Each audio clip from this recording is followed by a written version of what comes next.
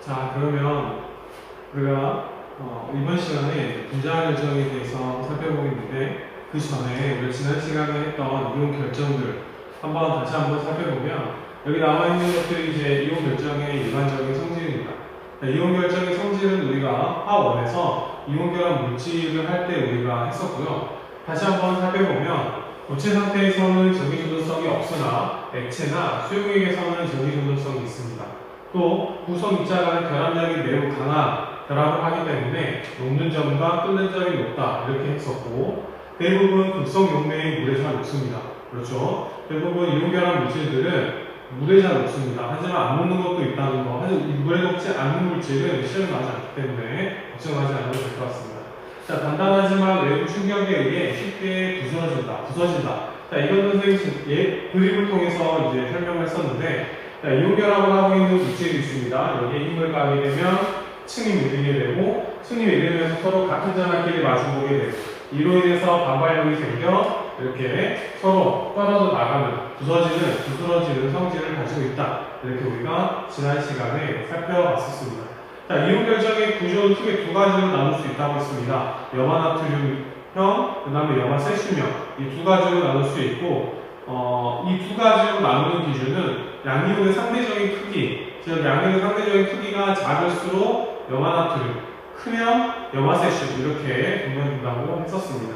자, 그러면 이제 우리가 이번 시간에 분자 결정에 대해서 한번 살펴보겠는데, 자, 분자 결정. 우리 분자 결정과 뒤쪽에서 공유 결정이 나오는데, 분자 결정은 이제 공유 결합 물질이 분자를 만들고, 분자가 되고, 그 분자끼리의 이제 힘을 가지고 이제 결정을 만드는 건데, 한번 내용을 살펴보면, 자, 분자 결정은 원자 간 결합이 매우 강합니다. 분자 간 힘으로 형성되어 있습니다. 자, 원자 간의 결합은 무슨 결합을 하죠? 공유 결합을 하죠. 공유 결합. 하지만 이 분자들 간에는 공유 결합보다 훨씬 약한 분자 간의 상호작용으로 이루어져 있습니다. 자, 분자 간의 힘에는 우리가 지난번에 배우듯이 뭐가 있냐면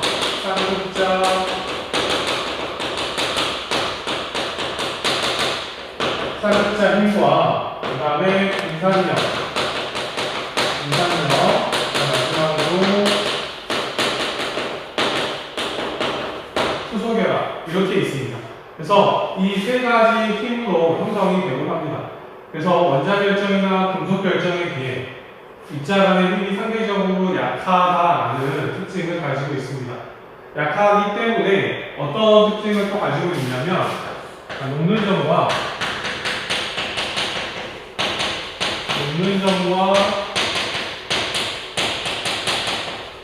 끓는 점이 낮다, 이렇게 볼 수 있고, 또 그 중에서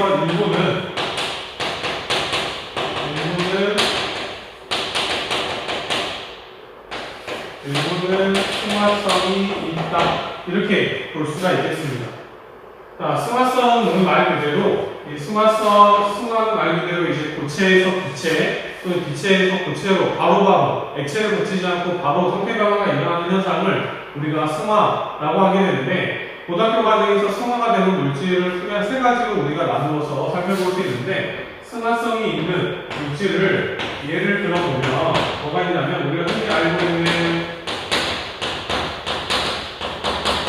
드라이 아이스, CO2로 이루어져 있죠. 그 다음에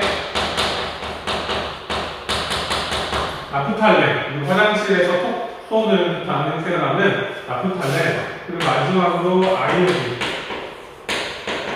이 세 가지가 주로 이제 승화성 있는 물질이라고 생각을 하면 되겠습니다.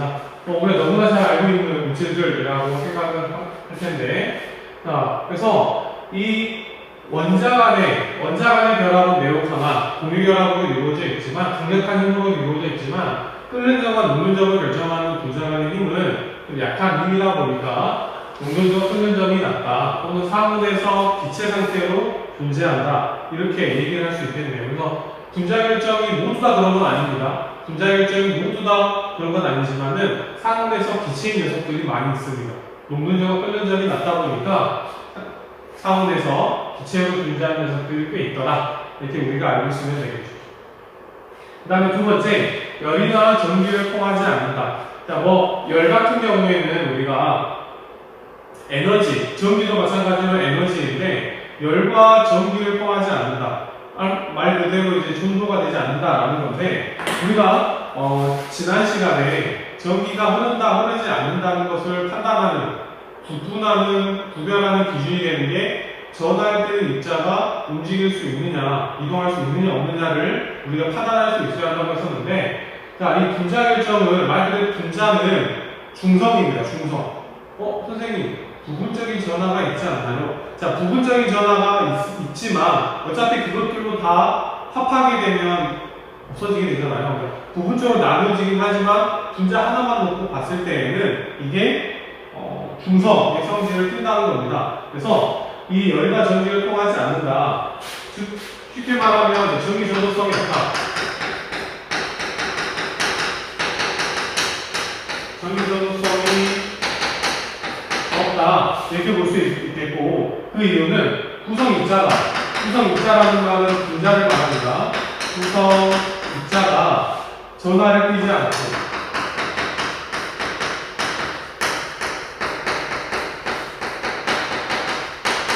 전하를 띠지 않고 또 그 양이온과 음이온이 이동할 수 있으면 되고 마지막으로 또 전하를 띠는 입자가 전자가 있었습니다. 그래서 전자가 이동할 수 있느냐 없느냐가 중요한 기준이 되는데 구성 입자가 전하를 띠지 않고 또 전자가 이동할 전자들이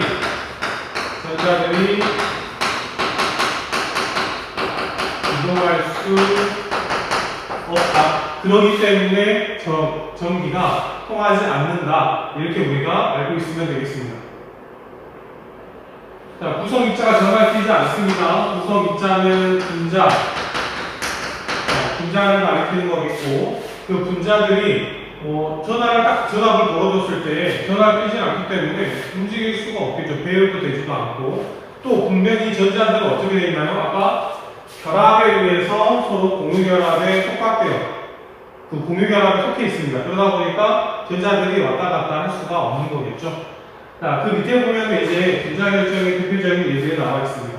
우리 교과서에는 드라이아이스하고 이제 아이오딘 정도가 나와 있는데 자, 물은 우리가 앞서 물에 손질할 때 얼음이 되었을 때 어떤 배열을 하게 된다 라는 건데 물 분자 CO2, 아이오딘 전부 다 중성입니다. 부분적인 전환 얘는 있지만 물 분자 자체만으로 따졌을 때 우리가 보게 되면 전체적으로 중성의 전하를 띈다라는 걸 볼 수가 있겠죠.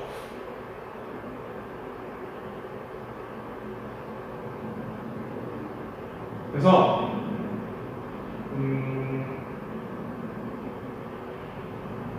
그런데 이제 저는 방금 생각이 났는데 우리가 극성 물질의 경우에는 우리가 플러스 마이너스를 갖다 대면은 뭐 끌려온다, 뭐 간다 이렇게 하잖아요. 그렇게 배웠었죠. 그런데 순수한 물분자 이런 전기 전도성을 따질 때에는 이게 부분적인 전하, 부분적인 양전하, 원전하에 끌려오는 것과 조금 다른 개념이라고 생각을 하시면 되겠습니다. 순수한 물은 전기가 통하지 않습니다. 전기가 통하지 않고 우리가 보면은 여기가 이렇게 생각을 할 수 있는데 여기가 산소가 있고 H가 있습니다. 여기가 베타 마이너스, 베타 플러스니까 전하를 띄고 있으니까 하겠지만 이 자체만으로는 어떻게 되죠? 중성이죠. 그러면 양이온과 음이온은요? 자, 양이온 Na 플러스와 Cl 마이너스는 이 입자 자체가 플러스 만의 성질을 띠고 이 입자가 마이너스 만의 성질을 띱니다. 하지만 여기는 플러스하고 마이너스가 같이 있기 때문에 얘네들이 마이너스 이 녀석이 플러스니까 플러스로 이동한 게 아니라 어찌 보면 얘로 마이너스로 이동하는 게 아니라 얘도 지금 플러스로 가려고 하겠죠. 플러스 마이너스는 동시에 걸릴 테니까. 그러다 보니까 얘네들은 결국에는 이런 전하가 하나 물론 플러스만 마이너스만 있는 것과는 좀 다릅니다. 우리가 극성 물질 성질에서 갖는다라는 물줄기에 이게 전극을 플러스 마이너스를 갖다 대면 휘어진다 라고 배웠는데 그 부분과 전기 전도성과는 전혀 관련이 없습니다. 이 가느다란 물줄기는 그렇지만 굵은 물줄기는 어떻게 되나요? 이게 다가오나요? 그러진 않습니다. 가느다란 물줄기에서만 이게 갖다 댔을 때 흘려오는 걸 볼 수가 있는데 그것과 전기 전도성은 조금 별개로 우리가 생각을 해야 될 것 같습니다. 혹시 학생들이 그런 궁금증을 가질까봐 설명을 한 거니까 그 부분에 대해서는 이렇게 선생님이 방금 설명했던 대로 우리가 이해를 하면 될 것 같습니다. 그 다음에 여기서 말하고 싶은 건 이것보다는 여기 나와 있는 이제 결정 구조를 좀 보라는 거죠. 우리가 염화나트륨 구조, 그 다음에 염화세슘 구조를 배웠었는데 잘 보게 되면 정육면체, 얘는 정육면체는 아니지만 자, CO2하고 아이오딘을 살펴보면 이 정육면체가 있고 CO2 분자가 각각의 꼭지점, 8개의 꼭지점에 배치가 되어 있고 또 이 하나의 면, 즉 6개의 면에 CO2가 하나씩 배치가 되어 있는 걸 볼 수가 있습니다. 아이오딘도 마찬가지로 정육면체가 이렇게 있으면 각각의 꼭지점에 아이오딘 한 분자가 이렇게 배치가 되어 있고 각각의 면에, 즉 6개의 면에 각각 한 개씩 배치가 되어 있는 걸 볼 수가 있습니다. 이 분자결정도 마찬가지로 이렇게 우리가 염화나트륨처럼 그런 구조를 결정이 됐을 때 그런 결정 구조를 가질 수 있다 라는 것을 이제 그림을 통해서 말해주고 있는 겁니다.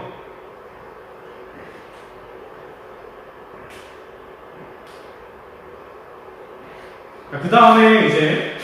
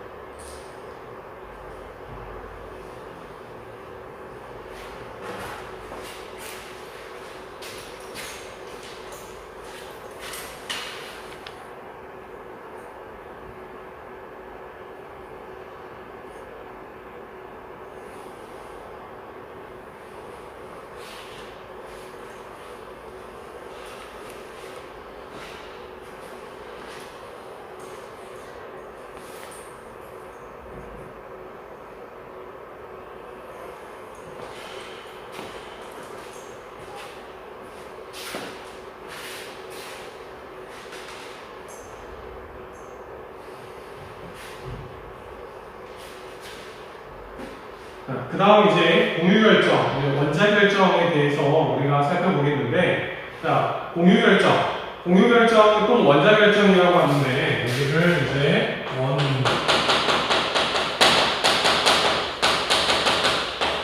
분자결정 이렇게 얘기를 하는데, 이 공유결정은 분자결정과 이제 동일한 공유결합으로 만들어진 결정이라고 볼 수 있는데, 차이가 뭐가 있냐면, 이 분자결정은 우선 독립적인 개체인 분자로 만들어진 결정이라면 이 원자결정, 공유결정은 그냥 원자 자체만 분자가 없이 그냥 원자들이 서로 공유결합해서 하나의 결정을 만드는 걸 우리가 공유결정이라고 얘기를 합니다.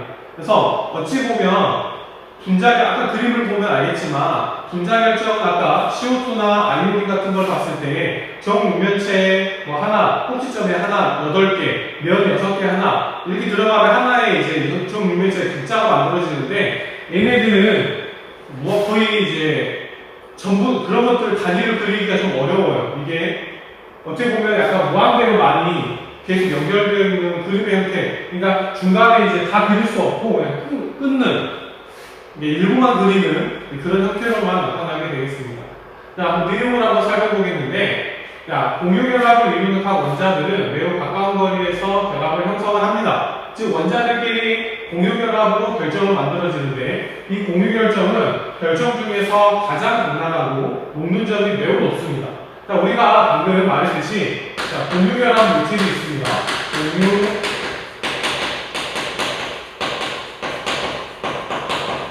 공유결합 물질이 있는데 앞서 배웠던 분자결정, 공유결합 물질, 공유결합으로 만들어진 결정 중에서 분자결정, 그 다음에 공유결정, 또는 원자결정 두 가지가 있습니다. 자, 분자결정은 이 결정이 만들어지는 그 구성되는 힘이 분자간 힘에 의해서 분자결정이 만들어진다면 이 공유결정은 뭐에 의해서 만들어지냐면 바로 공유결합입니다. 공유결합. 당연히 공유결합이 분자간의 힘보다 훨씬 더 셉니다. 훨씬. 그러다 보니까 이 분자결정을 끊는 데는 그닥 많은 힘이 필요하진 않지만 이 공유결정, 원자결정을 끊어내는 데는 이 공유결합이라고 하는 어마어마한 강력한 힘을 끊어내야 되기 때문에 더 많은 에너지가 필요하게 된 거죠. 그래서 이 공유결정은 단단하고 녹는 점과 끓는 점이 매우 높다고 우리가 얘기할 수가 있습니다. 그리고 또 공유결정은 공유전자쌍이 두 원자에 속해 있어 결합한 두 원자 밖으로 이동할 수 없다. 자, 여기까지는 뭐와 똑같냐? 분자결정과 같습니다. 분자결정도 마찬가지로 공유결합으로 이루어져 있기 때문에 그 공유결합을 하고 있는 이 공유전자쌍이 두 원자에 속해 있습니다. 벗어나지 못하고 속해 있기 때문에 이것들이 플러스든 마이너스든에 의해서 이동하거나 움직일 수가 없는 상태죠. 그렇죠? 그래서 분자결정은 전기전도성이 없다 이렇게 얘기할 수가 있는데, 자, 공유결정, 원자결정은 예외가 있습니다. 뭐가 있냐면, 자, 열이나 전기를 통하지 못합니다. 하지만 흑연도 이제 우리가 원자결정인데 흑연과 같은 물질은 열이나 전기를 통할 수 있습니다. 흑연은 전기 잘 통하나요? 안 통하나요? 잘 통합니다. 심지어 전극으로 사용할 정도로, 탄소 전극으로 사용할 정도로 매우 잘 통하기 때문에 이 원자결정을 하고 있는 흑연은 반대로 전기가 매우 잘 통한다는 걸 알 수가 있습니다. 네, 그거는 이제 결합 방식에 따른 차이인데, 선생님 왜 결합 방식이 차이가 있나요? 보면, 다이아몬드하고 흑연이 있습니다. 다이아몬드는 약간 입체적으로 되어 있고, 흑연도 입체이지만 하나의 평면이 여러 개 모여있는 구조가 바로 흑연이라는 겁니다. 그래서 여기다가 한번 다이아몬드와 흑연의 구조, 일부 구조를 한번 그려보면, 자, 다이아몬드, 흑연 전부 다 탄소로 이루어져 있죠. 탄소로만. 그래서 다이아몬드는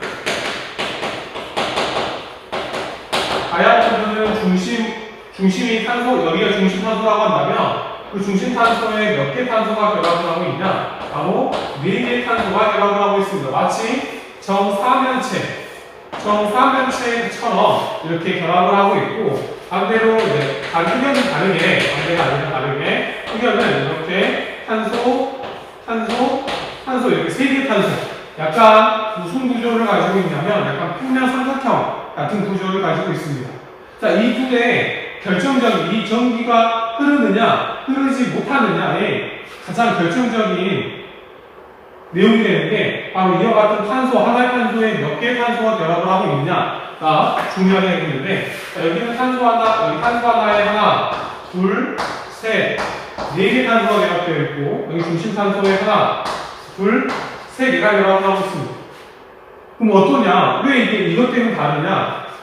우리가 공유결합 물질 할 때, 우리가 탄화수소 할 때, 탄소는 탄소 원자 하나당 최대 몇 개의 원자와 결합을 할 수 있냐? 바로 4개의 원자와 결합을 할 수 있습니다. 그런데 여기 다이아몬드 같은 경우에는 하나, 둘, 셋, 네 개 다 하고 있습니다. 탄소는 원자가 4개고 그 4개가 전부 다 공유결합하면서 다 결합에 참여하고 있죠. 결합에 참여하기 때문에 공유전자쌍을 만들고 있기 때문에 각각의 원자에 2개 원자에 속해 있어서 이동할 수가 없습니다. 그런데 흑연의 경우에는 하나, 둘, 3개만 결합에 참여하고 있어요. 원래 4개가 있는데 그 중에 3개만 결합에 참여하고 있다는 거죠. 그러면 하나가 남네? 그럼 하나가 어떻게 되냐? 그 하나가 남아가지고 이 층과 층 사이를 왔다 갔다 하는 그런 일이 일어날 수 있게 되는 거죠. 그러다 보니까 흑연의 경우에는 전기전도성이 있구나. 반대로 다이아몬드는 이동할 전자가 없다 보니까 전기전도성이 없구나. 이렇게 얘기를 할 수가 있게 되는 겁니다. 탄소 동소체가 있습니다. 탄소 동소체.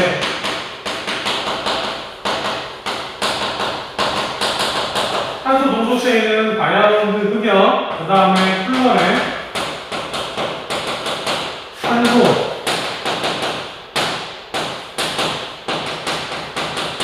산소 나노튜브, 그 다음에 그래핀이 이렇게 있는데, 잘 보면 이렇게 나와가지고 다이아몬드는 탄소 하나당 4개 결합, 흑연, 폴러렌, 나노튜브, 그래핀은 탄소 하나당 탄소 3개 결합. 그러면 어떻게 우리가 알 수 있어요?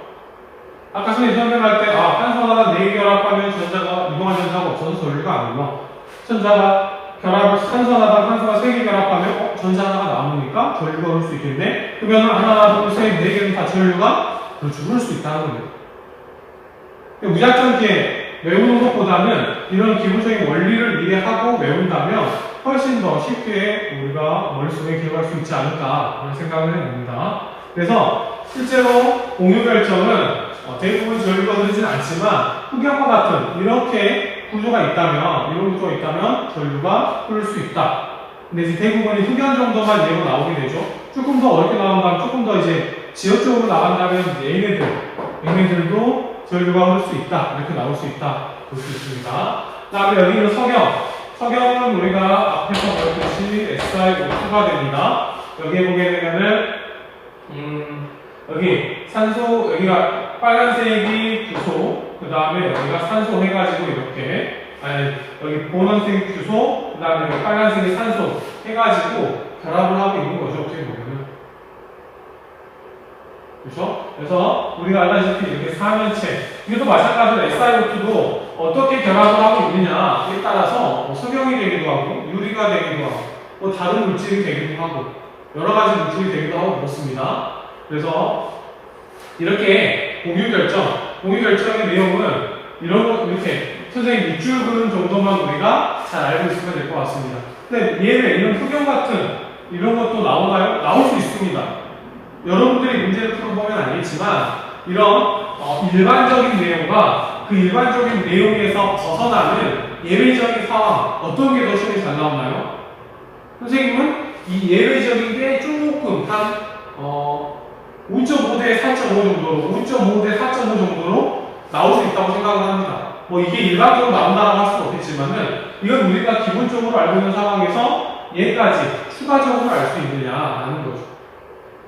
이제 여기서 이제 예외라는 게 나와가지고 또 얘기하지만 화학을 공부하다 보면 과학에서도 어떤 규칙이 있고 법칙이 있는데 모든 것들이 그 법칙의 테두리 안에 들어가 있지는 않습니다. 뭐 한두 개 정도, 몇 개 정도, 많으면 10개, 20개 정도가 그 테두리에서 법칙이나 규칙에서 벗어나 있는 녀석들이 꽤 있습니다.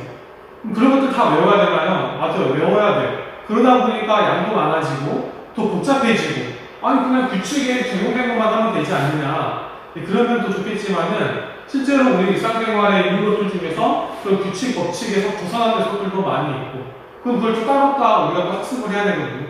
그래서 어렵다라고 느끼는 게 아마 이런 우리가 생각하고 일반적으로 과학은 규칙과 법칙식만 알고 있으면 다 풀 수 있지 않냐라고 생각하고 접근하면 당연히 쉽습니다. 하지만 이렇게 예외적으로 약간 그 상황에서 벗어나는 것들이 나와서 따로 공부를 해야 된다면 약간 번거롭거나 귀찮을 수 있어요. 근데 실제로 편별력을 다루는 건 거기서 나오게 됩니다. 예를 들어서 뭐 이온화 에너지에서도 이온화 에너지가 이제 주기별로 커지는데 예외적인 부분이 있잖아요. 그죠? 그 부분이 시험에 많이 나왔거든요. 또 그 부분들을 많이 틀렸었고. 그래서 무작정 어떤 게 중요하다, 둘 다 외우면 더하려고 좋겠지만은 우리가 다른 파트에서도 다른 단원, 다른 내용들도 예외가 이렇게 나와 있으면 그런 예외들도 잘 체크를 해놔서 학습하는 것도 매우 중요하다 이렇게 생각을 합니다.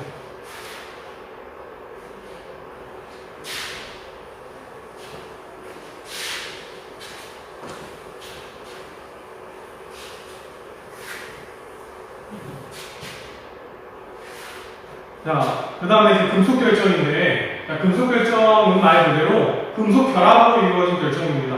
그러려면 좀 우리가 금속 결합에 대해서 좀 알아야 되는데, 우리가 화원에서 교과서에 나온 데도 있고 안 나온 데도 있어가지고 아마 간략하게 넘어갔거나 아니면 아예 언급을 하지 않았을 경우가 매우 큽니다. 그래서 간단하게 이제 금속 결합에 대해서 무용으로 잠깐 설명을 해보면, 그래서 이제 우리가 앞에 그랬던 이온 결합, 공유 결합, 금속 결합. 전부 다 우리 실제로 볼 수 없는 그 현상들이잖아요. 볼 수 없는 것들이잖아요. 그런 것들을 이제 무형으로 많이 설명을 합니다. 그래서 각각 결합의 무형을 여러분들 그리고 잘 이해하고 설명할 수 있으면 되겠습니다. 자, 보면 여기가 이렇게 양이온 이렇게 있습니다. 자, 금속 결합은 금속 원자, 즉 금속 원자와 원자, 원소와 원자가 직접적으로 결합하는 게 아닙니다. 금속 결합은. 자, 금속 결합은 어떤 정의를 가지고 있냐? 여기 보면 이제 금속 양이온과 자유전자 사이에 정적이적 인력을 가리켜서 우리가 금속 결합이라고 합니다. 아니, 금속도 말 그대로 중성이고, 금속도 중성인데, 이 둘 사이에 무슨 힘이 작용을 하겠어요? 그렇지 않다는 거죠. 그래서 이 금속 양이온과 이 주위를 아주 자유롭게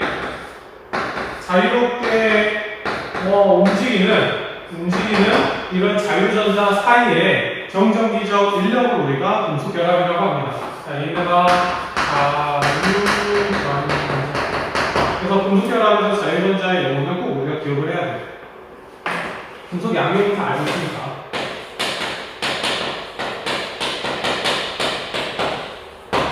그래서 이 자유전자가 이 금속 양이온 주위를 다 자유롭게 움직이면서 움직인다는 표현이 조금 잘못된다는 것도 알고 있지만 여기서는 이제 금속 결합을 표현할 때는 그것 말고 따로 없기 때문에 이렇게 표현을 하겠습니다.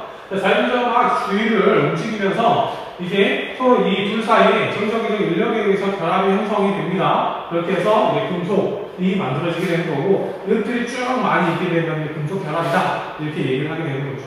자, 그럼 여기 지금 금속 결정의 성질 세 가지가 나와 있는데 각각 누구 때문에 왜 이런 성질이 나타나게 되는지까지 한번 살펴보고 오늘 마무리하도록 하겠습니다.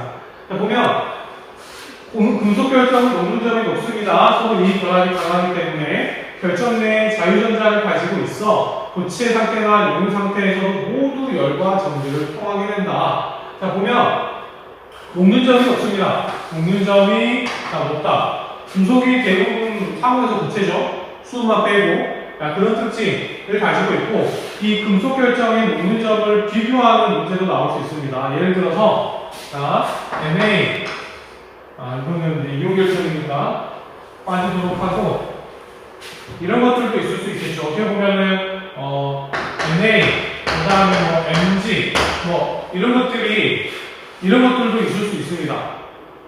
선생님 이거 어떻게 하나요? 자, 힌트는 뭐냐면 나트륨은 1가, 마그네슘은 2가라는 겁니다. 나트륨은 여기가 1 플러스, 마그네슘 여기가 2 플러스. 그럼 우리가 이온 결정의 녹는점 할 때 어떻게 했죠? 양이온과 음이온의 전하량이 곱이 큰 녀석이 녹는점이 높다고 했죠? 그러면 양이온, 자유전자, 어차피 자유전자는 무조건 마이너스 똑같을 테니까 여기 전자는 많으나 적으나 중요하지 않고 여기 있는 양이온의 숫자가 더 커지면 또 여기는 이제 거의 붙어있기 때문에 원자 반지름이 조금 더 작긴 하지만 어때요? 더 크긴 하죠. 더 작긴 하지만 이 전하량이 훨씬 더 크기 때문에 E 플러스가 이 자유전자와 작용한 상호작용이 더 클 수 있습니다. 그래서 녹는점이 누가 더 높아요? 마그네슘이 더 높아요. 이렇게. 자, 이런 식으로도 생각을 할 수가 있습니다. 자, 그 다음에 자유전자가 있기 때문에 전기가 잘 통한다. 왜 그러냐면, 자, 여기서 지금 이게 전압이 안 걸렸을 때, 근데 얘가 전압이 걸리면 어떻게 되느냐? 전압이 걸리게 되면,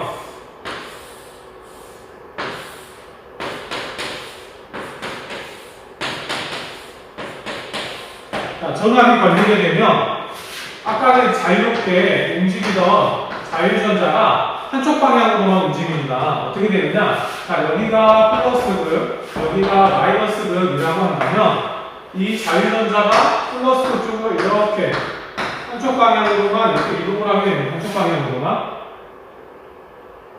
말뜻이 전하에 뜨는 입자가 이동할 수 있죠. 양이온은요?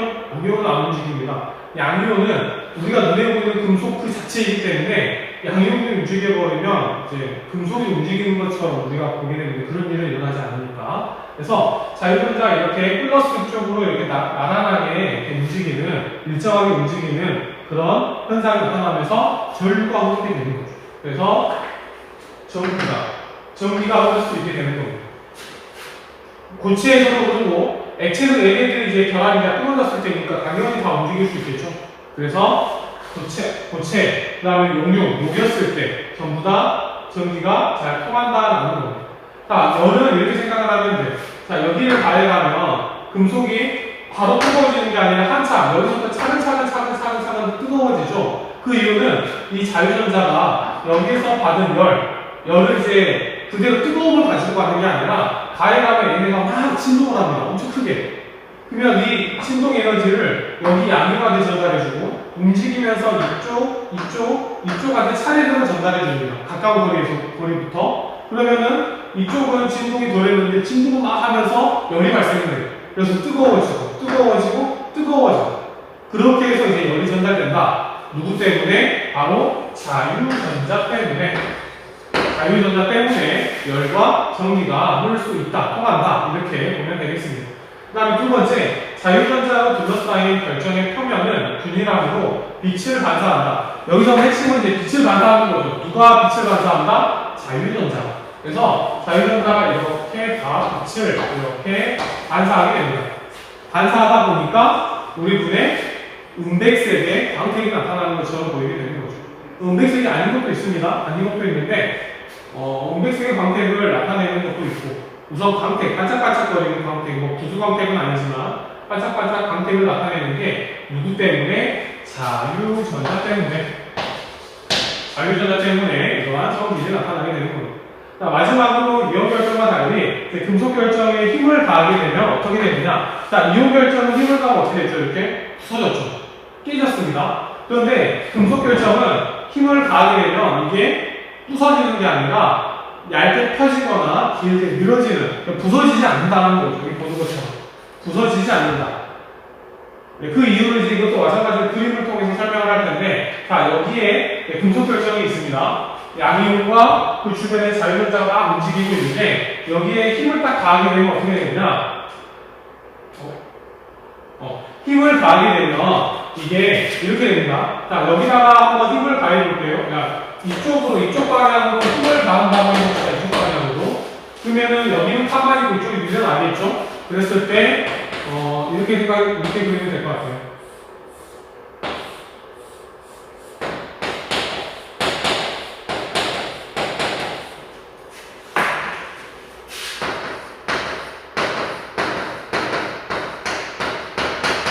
자, 자유전자가 막 움직이고 있기 때문에 양이온이 이동하더라도 서로 반발력이 생기지 않습니다. 왜? 같은 전하가 마주보고 있는 게 없기 때문에. 원래 이게 같은 전하이고 그 사이에 자유전자가 아주 인력이 생기게끔 움직이고 있었는데, 이게 약간 이동한다고 해서 이게 막 반발력이 생기거나 그러진 않습니다. 위치만 바뀌었지 여전히 자유전자가 막 움직이면서 이 양이온과 양이온 사이가 떨어지거나 깨지지 않게 붙잡아주는, 결합이 형성되게끔 해준다는 거죠. 그래서 금속 결정은 이온 결정과 달리 힘을 가하더라도 잘 부서지지 않습니다. 그럼 어떻게 되느냐? 얘네가 부서지는 것 대신에 얇게 펴지거나 길게 뽑히게 되는데, 그러한 현상을, 그러한 성질을 우리가 전성, 그 다음에 연성, 이렇게 얘기를 하고 있습니다. 자, 전성은 전처럼 얇게 펴지는 거, 연성은 이게 철사처럼 가늘고 길게 뽑히는 걸 말합니다. 이걸 우리나라 말로 바꾸게 되면은 전성은 펴짐성, 연성은 이제 뽑힘성이 되겠죠. 뽑힘성. 알겠나요? 뭐 이런 용어를 물어보는 건 나오지 않습니다. 하지만 이 내용을 좀 잘 기억을 해두세요. 이온 결정과 달리 금속 결정은 힘을 가해도 부서지지 않는다. 그래서 이 펴짐성의 성질은 우리가 활용하는 게 알루미늄 호일이 있고, 연성 뽑힘성을 가지고 우리 주변에 보는 게 뭐가 있어요? 전선, 철사, 클립 이런 것들이 있겠죠. 오케이. 자, 여기까지가 이제 결합에 따른 결정입니다. 다음 시간에는 이제 뭘 할 거냐면 결정 구조, 마지막인데 그 결정 구조, 각각의 이제 이온 결정이나 이런 것들이 구체적인 결정 구조가 어떻게 되는지, 단위세법부터 시작해서 입체 구조까지 결정 구조까지 한번 살펴보는 시간을 갖도록 하겠습니다. 자, 오늘은 여기까지 하겠습니다. 수고하셨습니다.